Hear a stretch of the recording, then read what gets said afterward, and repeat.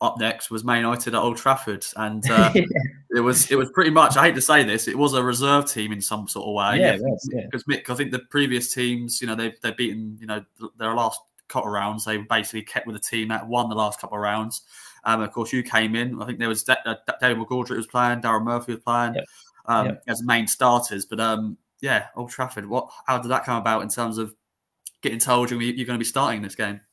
Yeah, and I remember I played on the right, which obviously being a wide player myself, it's not that usually people would expect you to play on the other side, no problem. But I actually hadn't played too much in my career on the right hand side. I was very much a left winger, so to play in a position that I hadn't played too much of in my career, there against that opposition. But I think that there's kind of two ways to look at it, because I actually thought we gave a pretty good account of ourselves in that game.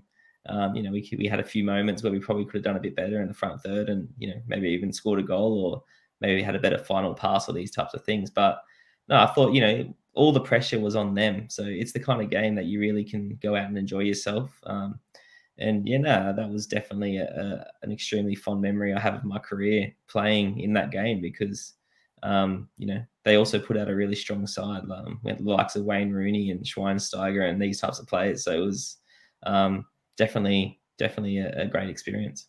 Yeah, I'm looking at a team now. It's incredible, actually. David De Gea in goal. You got Valencia, got Smalling, got Daley Blind, Ashley Young, Schweinsteiger, as you said, Herrera, Mata, Rooney, Pereira, Fellaini played as well.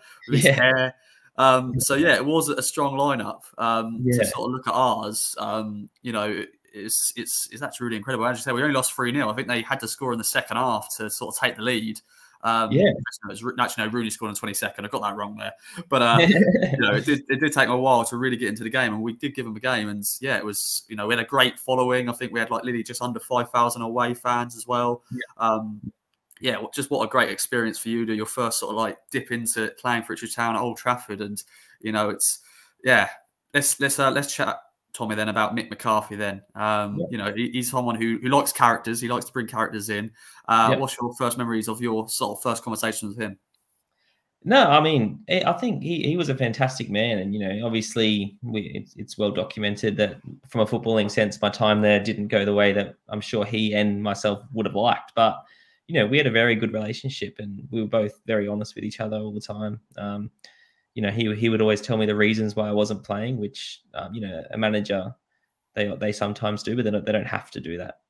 So he was always very open and honest with me, and likewise with him. And in the 6 months or whatever it was that I was there, I definitely had a few injury problems and these types of things, and I was just trying my best to kind of get over those things, so I could really kind of put it all behind me, which I wasn't quite able to do. But in terms of our relationship, I always had a very healthy relationship with him, and his success in his career is well documented. So I don't really have anything bad to say, which I think might surprise a lot of people. But when you look at the types of players we had playing instead of me and the careers that they've gone on to have since, it's just one of those things.